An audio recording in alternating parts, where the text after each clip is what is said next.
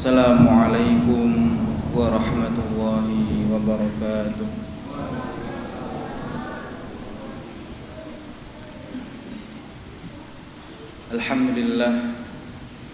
Alhamdulillahilladzi anzalana Qur'ana mubarakan liyadabbaru ayatihi wal yatadhakkara ulul albab. Wassalatu wassalamu ala asyrafil anbiya'i wal mursalin Sayyidina Muhammadin wa ala alihi wa sahbihi ajma'in.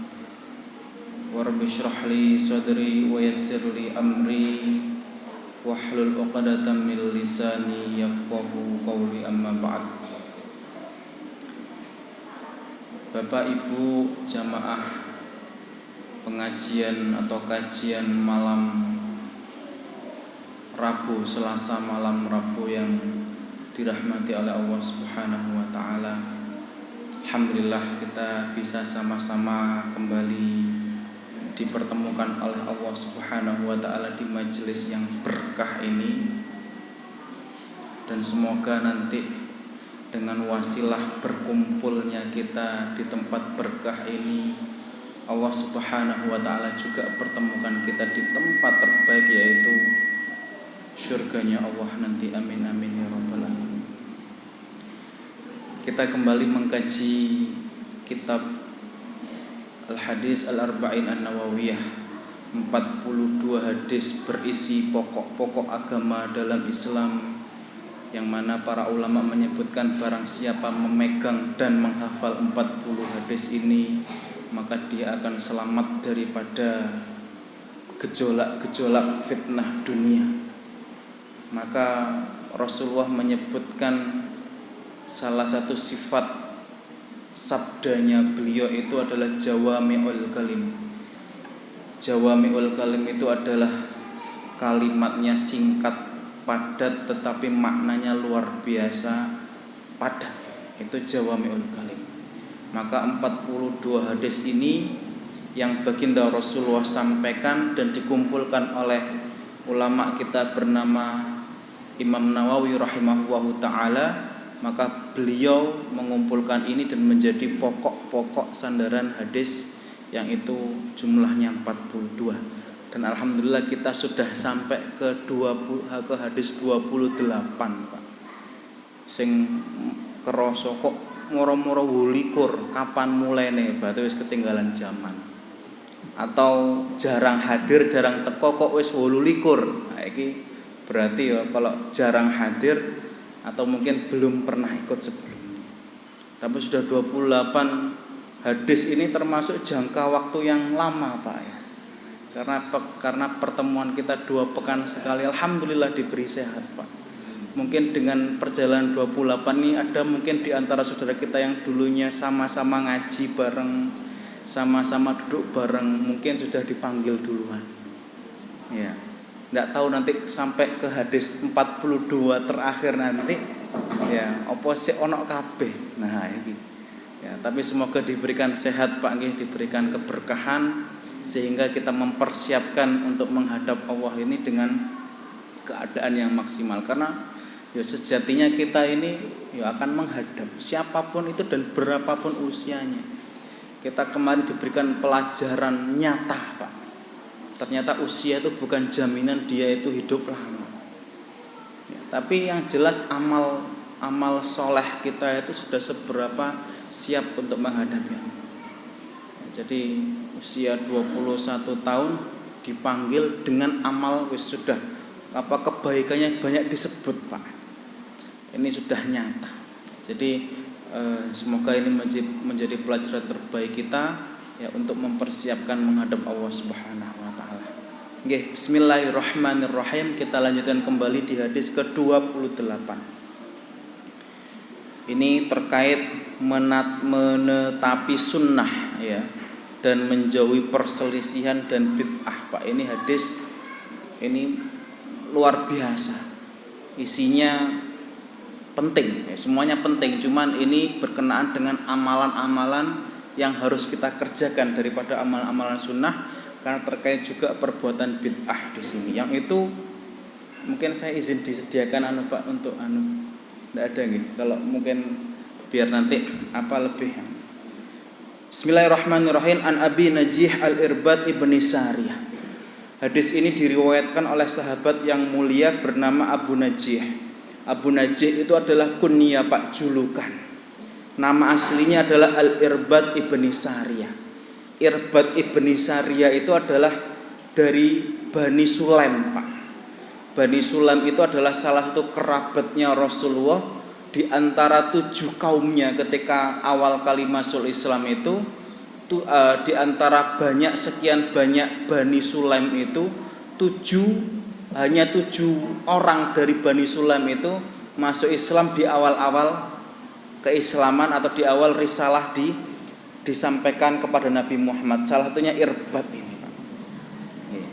Irbad ibni Sariyah niku termasuk sahabat asli Mekah, kemudian hijrah ke Madinah, tidak punya rumah, Pak. Ya, makanya orang hijrah itu, ini makanya kenapa dinamakan Masjid Muhajirin, mungkin historisnya panjang. Karena orang hijrah itu tidak mudah. Entah itu hijrah secara tempat atau hijrah secara kebaikan, perbuatan. Ya. Jadi asli Mekah, Irbad itu asli Mekah, hijrah ke Madinah. Ketika di Madinah tidak nemu rumah.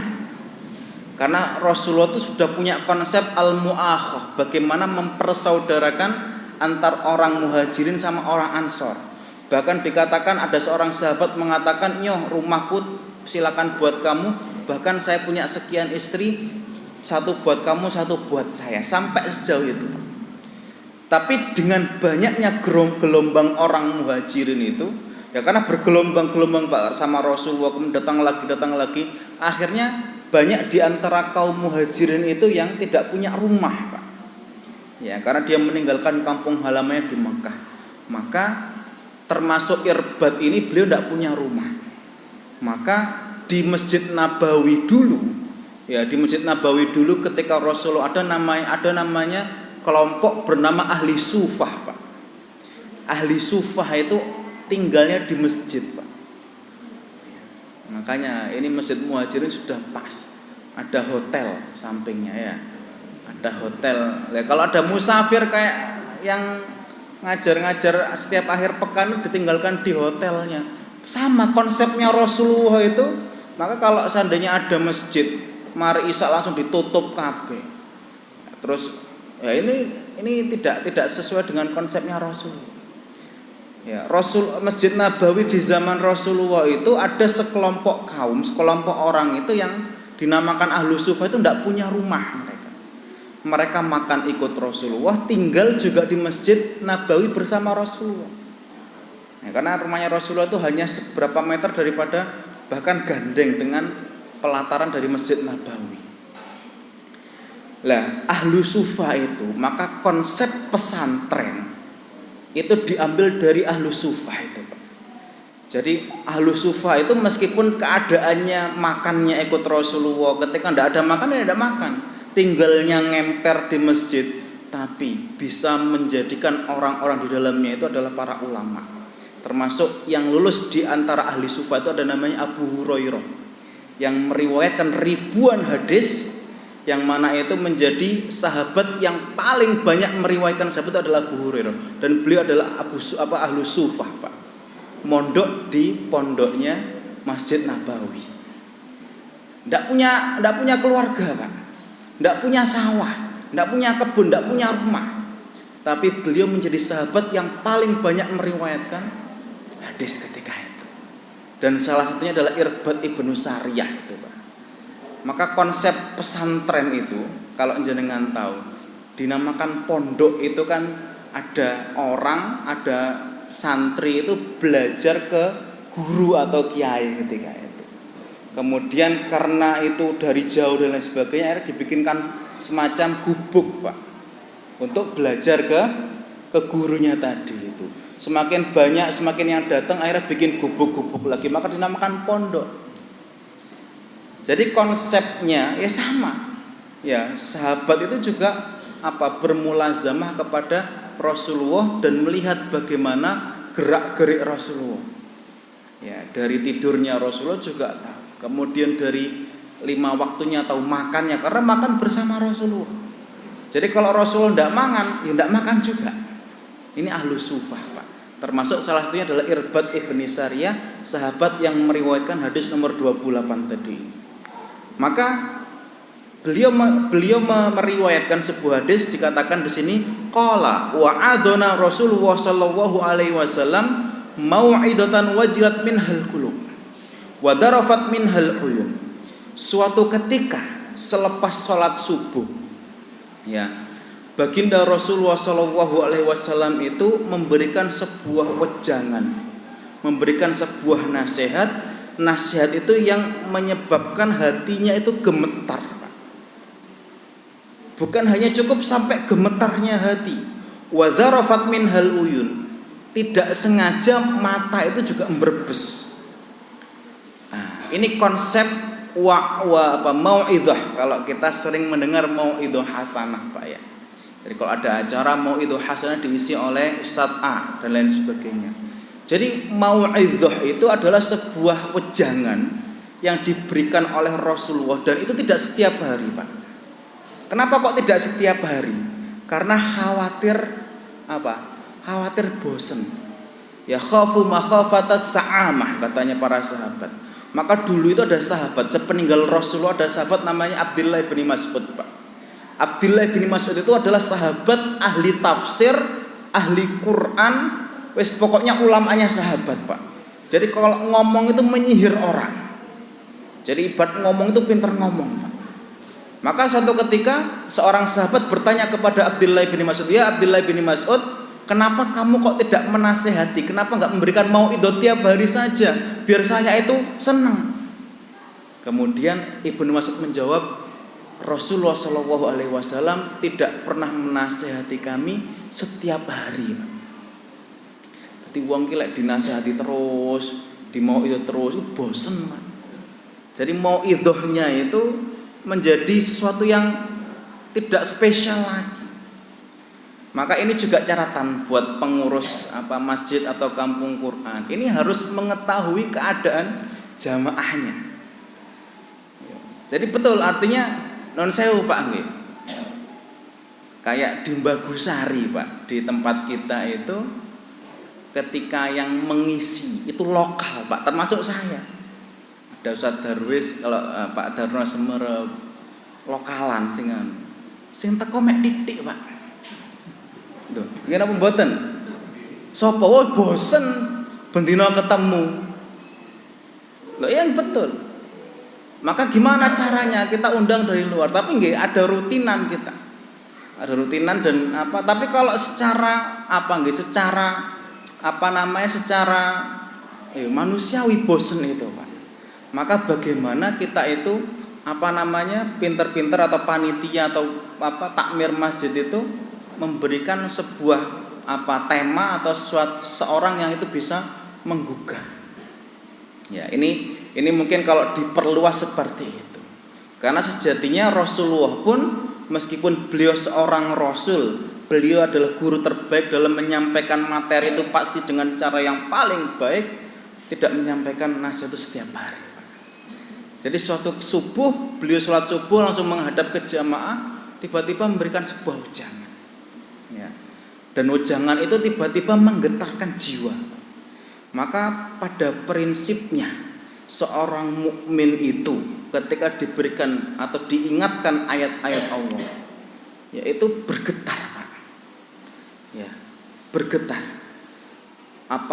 Hatinya itu tersentak. Ya, jadi kalau seandainya ada di antara kita kemudian disebutkan ayat-ayat atau kekuasaan Allah berkenaan dengan nikmat surga, kemudian ancaman neraka, terus hatinya biasa saja, ini hati-hati, Pak. Maka saya itu ketika melihat ada bapak-bapak muda nangis, bersyukur, Pak. Bersyukur ada laki-laki, Bu, nggih, lek wedok gampang nangis wis biasa. Tapi wong lanang kemudian itu gembeng, itu malah bersyukur. Kenapa? Karena ada di antara orang itu tidak pernah nangis sama sekali, Pak. Bahkan saya pernah ketemu itu bapaknya meninggal, itu tidak nangis sama sekali. Kenapa? Tidak tahu. Loh sampean kok bapak mati kok ndak tahu. Memang kayak gini. Nah, maka harus sering-sering didengarkan ayat Quran. Kenapa? Biar hatinya itu tergerak, Pak. Karena sejatinya Allah Subhanahu wa taala berfirman, "Innamal mu'minuna alladzina idza dzukirallah wajilat qulubuhum ya wa idza tuliyat 'alaihim ayatuhu zadatuhum iman." Itu jadi orang-orang yang beriman yang di dalam hatinya ada iman, Pak. Ini menjadi indikator tinggi rendahnya iman di dalam hati kita. Ketika iman kita itu tinggi, Pak, sempurna iman kita. Karena iman itu naik turun, Pak. Yazidu wa yanqus, tambah dan berkurang. Yazidu bit ta'ah wa yanqusu bil maksiat, bertambah dengan ketaatan dan berkurang dengan kemaksiatan. Jadi iman orang itu tidak sama, Pak. Maka suatu ketika itu pernah Rasul itu memberikan sebuah permisalan. Ya, lau wadu'a imana Abu Bakrin fi kaffin wa imana ahli Madinah fi kaffin la rajahat imana Abu Bakrin. Kalau seandainya imannya Abu Bakar radhiyallahu anhu ditaruh dalam sebuah timbangan, sebuah neraca timbangan, kemudian ditaruh seluruh orang Madinah yang ada di Madinah itu dalam timbangan, maka masih lebih berat timbangannya imannya Abu Bakar. Loh kenapa, Pak? Meskipun ketika diminta oleh Rasulullah, ayo yang mau sedekah hari ini untuk jihad fisabilillah siapa? Utsman memberikan 1000 ekor unta. Abdurrahman bin Auf memberikan 3/4 hartanya. Meskipun MM-an bayar banyak, tapi Abu Bakar itu orang sederhana, Pak. Tidak punya ratusan unta, tidak punya emas banyak, tapi mengatakan saya memberikan seluruh harta saya untuk Allah dan Rasulnya. Memang sedikit hartanya, tapi keimanannya itu luar biasa. Jadi iman orang itu beda-beda. Dan ketika iman orang sempurna, ketika disebutkan ayat-ayat Al-Quran, ya itu adalah wajilat qulubuhum, hatinya itu tersentak, Pak. Ya, disebut ancaman-ancaman, oh biasa wae. Disebut ayat-ayat terkait siksa api neraka yang kerasnya luar biasa. Inna azabillah syadid dan lain sebagainya, oh biasa. Hati-hati, Pak. Barangkali di hati kita itu imannya sedang tidak stabil. Ya. Kemudian disebutkan surga, kita tuh tidak senang. Jannatun tajri min tahtihal anharu khalidina fiha. Yang namanya surga itu ada kebun-kebun di dalamnya, kemudian ada sungai yang mengalir di bawahnya. Oh biasa. Saya tuh pernah, Pak, ngelihat syekh dari Saudi Arabia itu ketika baru turun dari bandara jalan menuju hotel, Pak, ya. Kemudian dia mengarah ke daerah Bogor, daerah perbukitan itu, dia minta turun, Pak. Kemudian dia berteriak, hadhil jannah, iki surga. Jadi dia tuh sampai nangis, kemudian mengatakan iki surga. Loh, Syekh kenapa? Iki baru ning Indonesia, ning dunia surga. Loh, coba jenengan persani. Al-Qur'an itu menceritakan surga itu ada kebun-kebun. Kemudian di sekelilingnya itu dialiri sungai-sungai di bawahnya. Loh, iku ning Indonesia, Pak. Jenengan semerep lek kebun-kebune Pak Darno, kan pinggirnya kali kabeh. Ada jeruk, ada dan sebagainya. Itu gambar Indonesia. Loh, maka Indonesia itu surga. Maka kita tuh orang Indonesia kadang-kadang kurang bersyukur, Pak. Melihat kenikmatan surga yang ditampakkan di dekat kita itu, tapi kita biasa saja. Padahal orang Arab itu tiap hari ngeliat padang pasir, ngeliat Indonesia itu luar biasa. Nah ini orang beriman ini kesempurnaan imannya ketika disebutkan terkait ayat-ayat Allah, dia akan bergetar hatinya. Wa dzarafat minhal uyun, tidak sengaja matanya berebes. Ya, apa yang disampaikan oleh Rasulullah itu sampai tidak sengaja membuat mata para sahabat itu nangis. Ini efek dari hati yang bergetar tadi. Kemudian fakulna, maka kami mengatakan, Irbad mengatakan dan para sahabat mengatakan, ya Rasulullah, wahai Rasulullah, ka'annaha mau'idhatun muwaddi'in. Jenengan nyampaikan seperti itu sampai kita itu bergetar berbes seperti itu kok seakan-akan ini adalah nasihat-nasihat perpisahan. Artinya nasihat perpisahan itu beliau menyampaikan sebuah pesan yang tidak disebutkan di situ, seakan-akan Rasul itu mau pergi.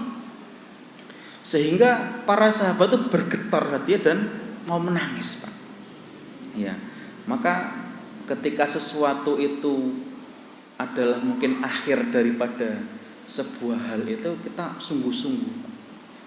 Maka kenapa kok kita itu tidak dikasih tahu usia kita tuh sampai umur berapa? Ya ini tantangannya dan ujiannya di situ. Kalau seandainya mungkin setiap kita tahu meninggalnya usia sekian, tuh diguetno kok. Sampai-sampai gak turu. Maka ada sebuah hadis itu mengatakan sallu ka'annaha sholatal muwaddi'. Salatlah kalian itu seperti halnya ini salat terakhir. Gimana salat terakhir itu? Ya khusyuknya luar biasa. Ya ini seakan-akan besok lagi itu tidak hidup lagi, Pak. Ya, jadi indikator salat itu kalau pengen khusyuk itu jadikan salat kita itu seakan-akan salat terakhir. Mungkin besok pagi lagi, ini isya, Pak. Besok lagi kita tidak bangun salat subuh, Pak. Maka kita akan persembahkan salat terbaik kita di hadapan Allah pada salat isya ini. Subuh kita bayangkan, zuhur lagi kita nggak bisa ketemu Allah lagi, mungkin diambil.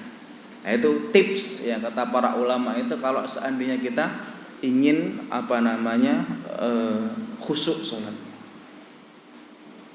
Maka dikatakan di sini ka'annaha mau'idatun muwaddi', seakan-akan ini merupakan sebuah nasihat perpisahan.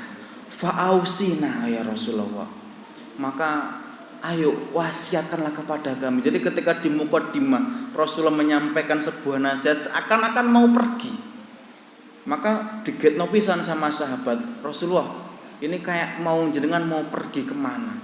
Wasiatkanlah kepada kami sesuatu. Ini hebatnya sahabat, Pak. Ya. Sahabat itu ketika merasa sesuatu itu berharga, yang diminta wasiat. Makanya sunnah dalam kita itu ketika mau bersafar jauh, kita memberikan wasiat. Jadi kalau seandainya mau ada orang tua kita dulu itu ya, mbah-mbah kita dulu itu kalau mau berangkat haji, ya ini kan lagi musim haji ini, terus pesen-pesen, le jogo sembayangi, le mbuh bapak ini balik apa enggak? Karena orang dulu itu kalau haji naik kapal sampai berbulan-bulan bahkan setahun enggak pulang. Jadi sudah banyak kalau orang Jawa itu selamatan ya sekali nyelameti mbuh balik bunda itu. Nah, itu orang dulu tuh seperti itu. Sudah wasiat. Bahkan ada lagi bagian masmu sudah bagi-bagi warisan, Pak. Khawatir enggak balik. Nah, ini makanya sunnahnya itu berwasiat. Maka para sahabat meminta fa'ausina ya Rasulullah. Maka wasiatkanlah kepada kami. Maka kemudian Rasulullah mengatakan qala usikum bitaqwallah. Saya mewasiatkan kepada kalian semua itu pertama, bertakwalah kepada Allah.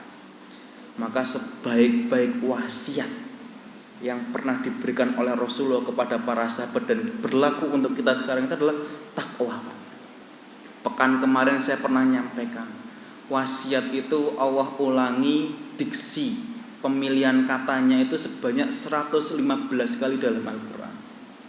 Kemudian setiap hari Jumat siapapun yang berdiri di mimbar ini pasti beliau menyampaikan usikum bitaqwallah faqad fazal muttaqun, berwasiat takwa, Pak. Karena takwa, wasiat takwa dalam khutbah Jumat itu merupakan rukun. Jadi kalau enggak berwasiat takwa, enggak sah rukun khutbahnya. Khutbah Jumatnya enggak sah. Ini berkali-kali diulang, Pak. Kenapa? Betapa pentingnya takwa itu. Ya, betapa pentingnya takwa untuk kita. Maka kita sampaikan takwa itu terbagi jadi dua.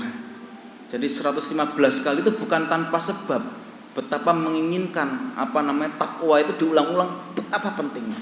Dibagi jadi dua, hablum minawas sama hablum minanas. Jangan sampai tidak seimbang. Takwa kalau seandainya yang penting hablum minawas melaku, sembahyang, poso, ngaji, tapi dia tidak berperan dalam hablum minanas, ke orang mudah-mudah menyakiti hatinya, ke tetangganya dia